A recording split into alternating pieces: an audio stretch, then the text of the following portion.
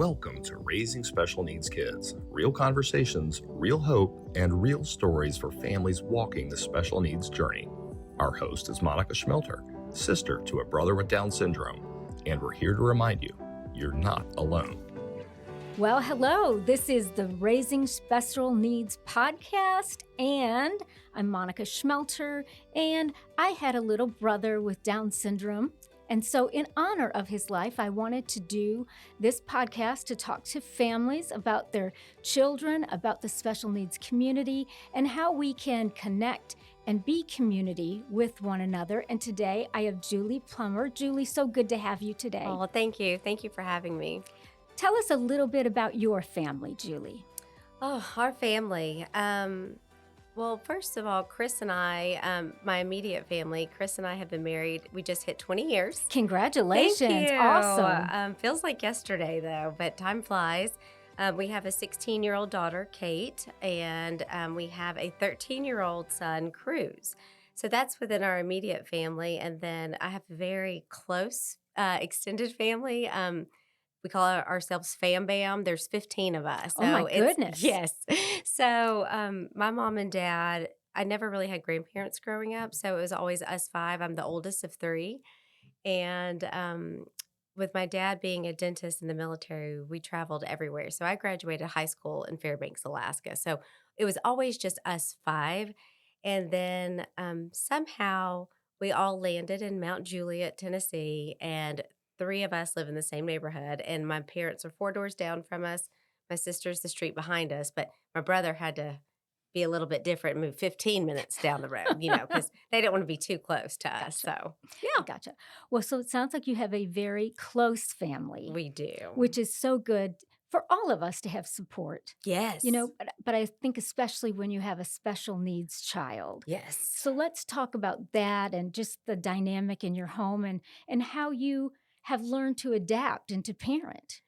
So it's Cruz is 13, so it's been a long 13 years, but filled with beauty and then also really hard times.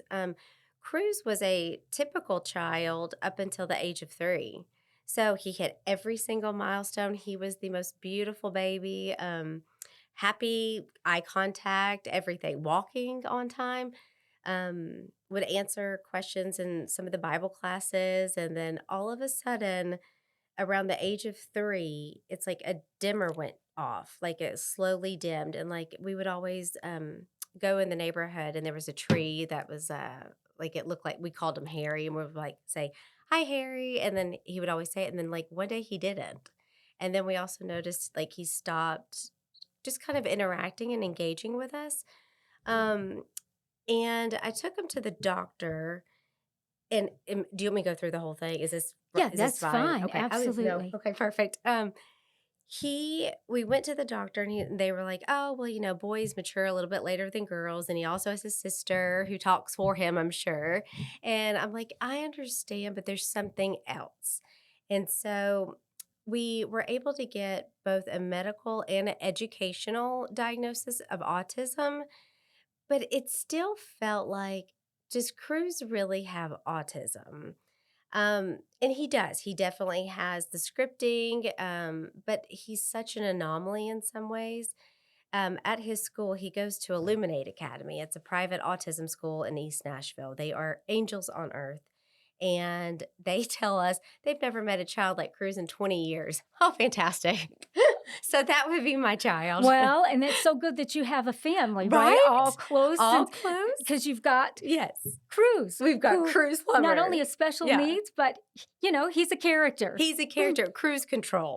Like we just I love that. Yeah, cruise control. And he is the funniest, lovable. That's the other thing. Cruz is a very, he loves to snuggle. He loves to be silly. He loves mischief. Oh, my word. He still watches, and that's hard too. Like, it was easier when he was younger because we could control it more with, oh, he's young. It's his age. He's having a tantrum. And I've always said, like, as he's getting older, it's harder. And I always was scared to get to this point where we are now. And I'm learning like, man, I was right. It is getting harder. He's developing at the age of 13. That was in June. we were almost like at a crossroads. Like I was researching everything, and we've done everything neurofeedback, we've done the genetic testing, um, EEGs, went to Vanderbilt, blood tests. Everything comes back. Cruz Plummer is a healthy male boy. That's it. Just low iron. That's it. I'm like, give me something, please. Exactly, something to Diabetes, work with. right, just Yes, something. yes. That child, yeah, no, he is a healthy male boy with low iron. Maybe take an iron supplement. That's it. So, Maybe take an iron right? supplement. Well, there you go. Yeah, Now, I remember, Julie, with my brother, it was the yeah. same thing. So Okay. he had Down syndrome, but he hit a lot of milestones regularly in the early years. Yeah. But then as they get older, they're still boys, right? They're still Yeah. going to develop and like Yes. do all of that. Yeah. And it is harder. I can remember with my brother, then he was noticing that he was different at that Oh, age. okay. And so I was always, as the big sister, trying to figure out, like, what do I need to do about this? Because I Yeah. wanted to protect him. So I hear what you're saying, that this is not as easy as when he was a little No, guy. no. And I think the challenges, and I love, and I would love to talk to you more about that because, we look at Kate as well, our 16-year-old daughter, very protective, probably a lot like you. I remember when she was younger, because she is very much manners, like, yes, ma'am, no, ma'am. And she would tell people, my brother's not rude. He has autism because she didn't want Good them to for think that her. he was rude. Good for her.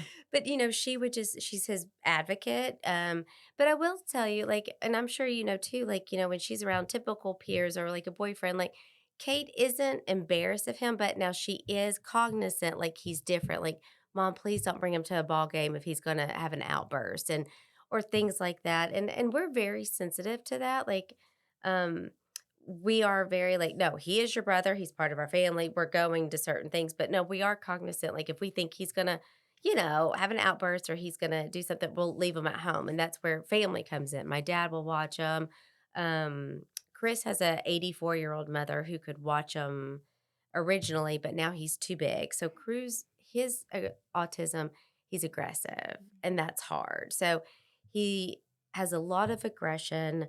Um, and there were no answers. And so when he hit 13, I mean, hormones, call it what you want, it was terrifying. And I remember when the first time I've ever been scared was in that June timeframe, and he hit me on the head and hit my legs with his cell phone. And I remember locking myself in his room, and I called my mom and dad and I said, somebody get over here now. And my dad came in and helped me. And I was like, this is the first time I've actually been scared of my child. And it's such a weird feeling. But then I'm a fixer. I'm like, okay, now that happened, now what am I going to do? Exactly. So, That's a lot of challenges. And those yes. are challenges that most parents don't think about. Yes. Right? And that to have a child that you love so much, So much. and then, but they have this aggression issue, which is outside of their control. Right. Right? Right. It's not that he wanted to He do doesn't any want of that. to. Right. It's the physical part of that part of autism. Right. But yet you have to face it, and you have to face it head on, and you have to figure out what to do. And you've got Yes. another daughter. Yes. And I can't imagine having that moment of being scared of your child. Monica, it's I can't even Yeah. articulate it. There aren't words. It's almost like a surreal out of body experience. And I think the thing that upset me the most is my dad. I think I talked about him with you originally. He's like a 6'3" military background. He has a presence about him, like typically Cruz will listen, and Chris, my husband, is also tall. They're both Sure. strong men. And it took two of them to hold Cruz down. And then when my dad said, and I'm in there, my mom's in there, and they said, we can't continue to do this. Like, we're worn out. And I'm like, what do we do? And we actually had to call the ambulance. And the ambulance, this was in September. So this is still This all is so really new. fresh. Oh. Yes. And we called the ambulance, and the ambulance, the EMS, they couldn't really handle Cruz. I mean, y'all, there are no answers. And so finally, Cruz calmed down enough to where he got in the car with my mom, with Chris and Dad, and they drove him to Vanderbilt. And they put him in the ER. And I mean, it was it's terrifying. There's because nobody knows what to do. And they hospitalized him, and I remember seeing like they actually put restraints on Cruz. And that is where it took this all to a whole new level of what am I going to do? What are we going to do? But to see your child who is so precious and lovable, and he does have remorse when he hits, he'll be like, "How you feel now?" I'm like, "Oh, I'm better. Thanks, Cruz." And he'll try to kiss it to make it go Oh, away. And it's just that he doesn't understand. But to see your child in restraints, and then to have 3 police officers and 9 medical staff members in your son's room was a moment none of us will ever forget, and it haunts us to this day, and we've not spoke about it publicly. Like, it's not like I'm gonna go post about it, right. or and we don't do it. Like, we will talk about autism, but it doesn't define us as a family or who Cruz is. But I guess why I came on this podcast too is like your others are not alone. Like, I've joined other Facebook support groups, and I'm trying to find answers, and I'm trying to help others know, like, we are 2 working parents. We have a child at school, Chris and he's a principal of an elementary school in Metro Nashville. He has 850 other kids that he's got to take care of during the day. So it's just wild. Well, I'm glad that you came on the Raising Yeah. Special Needs Kids podcast Yeah. because one of the things that I think is what you're describing, people would be afraid to tell other people. Yes. Like you said, these are not the Facebook post or the Instagram No. pictures. No. And I will say, you have a beautiful family. We'll Oh, put some of thank the pictures you. on the Facebook page. It's a beautiful family. And I'm glad that you came and talked about it. One of my dear friends, she's been a close friend for 15 years, and I've always known that one of her sons was special needs. Right. She never much talked about it.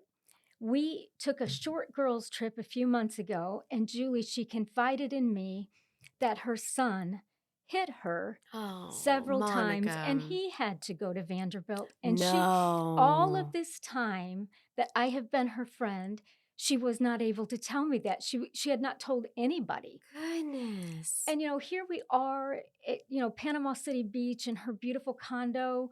We did not go outside. We did not do anything. She just sat and talked and cried. And I said, I wish you could have told me earlier because not everybody is judgmental. That is No. totally outside of her son's control. He Right. loves his mother. Right. It had never happened before. And it has happened, but to a lesser degree, Right. and she's scared to death. Well, what if somebody takes him from me? That's the scary part. Yes. And I think, oh, to live with that, and I want other parents to know, they're not the only people. These things Yes. happen in good families, Yes. and we don't have answers. No. We just have love. We just have love. And it's a broken system. Mhm. When we went to Vanderbilt and then Cruz was released, I'm like, well, y'all, what are the next steps? And we went and met with Dr. Joshua Smith, who is wonderful. He's a behavioral psychiatrist at Vandy.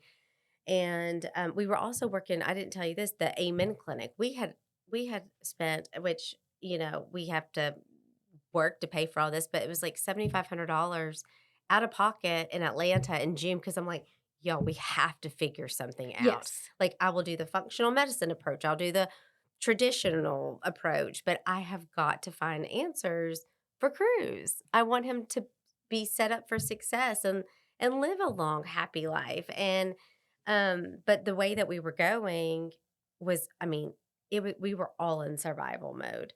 Um, I when we went and had our first initial visit with Dr. Smith after Cruz was discharged, um, and I remember there were 4 of us actually in the office. There was my sister on the conference call, and then Chris had called in too, or maybe no, Chris was there. But Dr. Smith goes, I've never seen as many people in my office as this. I'm like, well, welcome to Fam Bam. We Exactly. do not play. Like, we want answers for Cruz, Yes. and my sister's been a blessing. And, she's been on every conference call or phone call with doctors too. Like, we're all, my parents, they're like, well, we'll help you pay for this test or this test. And so, but there comes a time where, these resources are so expensive. Right. And like, I'm like, what about every family? Like, I mean, we're struggling, and we both have great careers. I can't even imagine families with no support. What in the Exactly. world? Because it is a whole lot of money. It's Whether, awful. Yeah.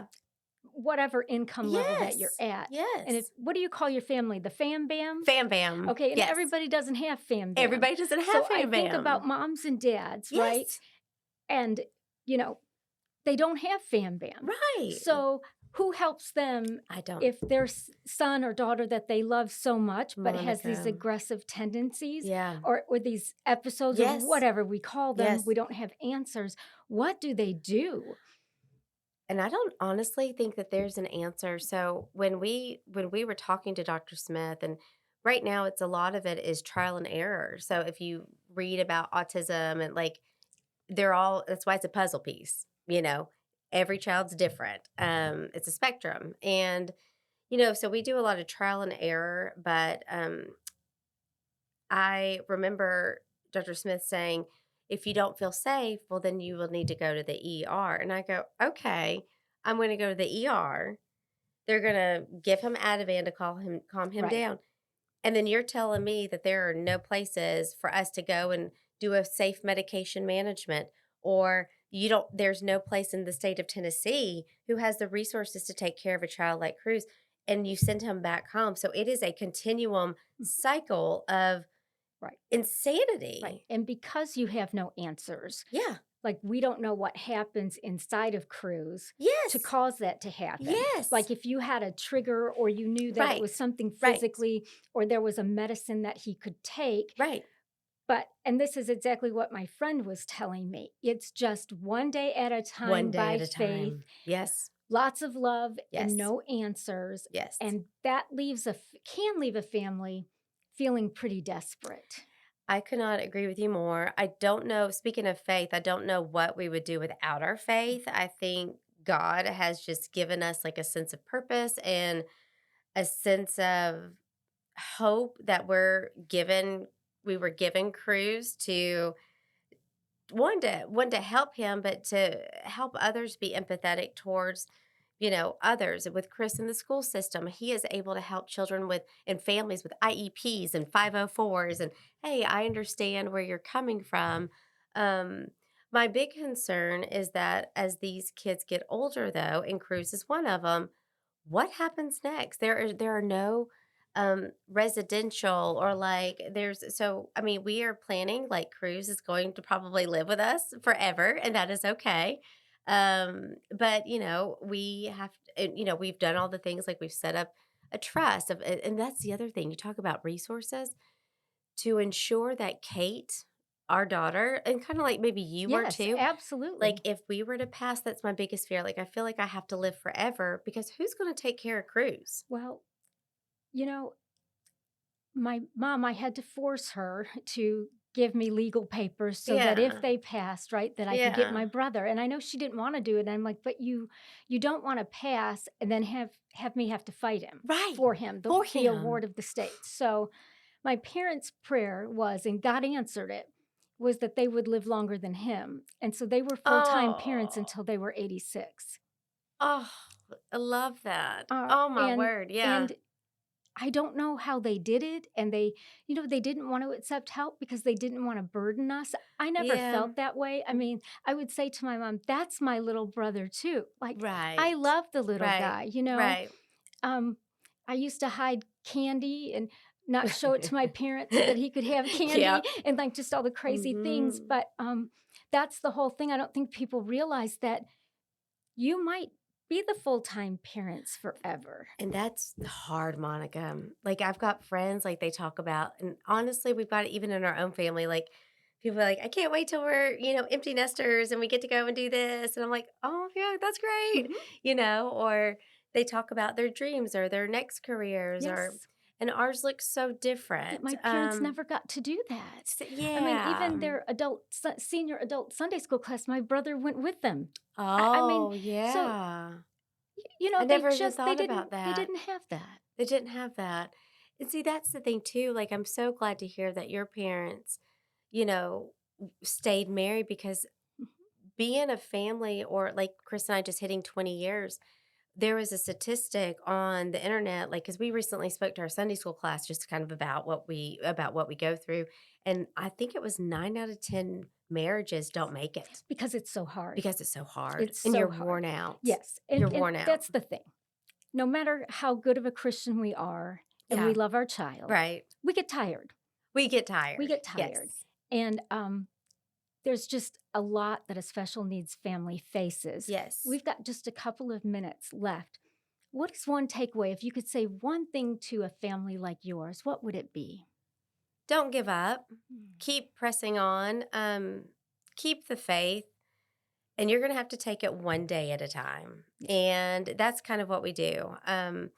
Not every day is the same. You know, you talked about a trigger word.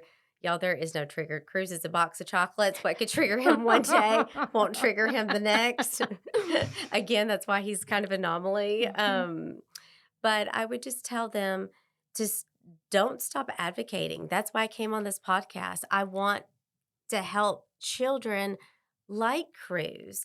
I want to help families. I want them to have resources. And I mean, you know, it's a struggle, you know, and I want answers for the state of Tennessee too. I'm like, Absolutely. Governor Lee, if you're listening, I'd love to have lunch, you know? Yeah. Like, I want to help these families. I do so, too. I do don't know. too. And that's why I'm so glad Yeah. that my parents were good with me doing That's this podcast, that wonderful. in honor of my brother's life, to help other families, because I know we were very alone. You know, it was Yes. us. We were really alone. Oh, But yes. God saw us all the way through, and I'm so grateful for that. Yes. So now another thing that we'll do on this podcast really quick, the Raising Special Needs podcast, is I will tell a funny story about my brother each podcast. And I hope that some of you will share your funny stories with us too, because there are a lot of joys with special needs families. So my brother would memorize words from movies that he saw, and he would say things that were hysterical. So he went to adult Sunday school with my parents, you know, and they would take prayer requests. So my brother raised his hand and he asked for prayer because he was going through a divorce. Oh, no. And the alimony was brutal. Oh, stop.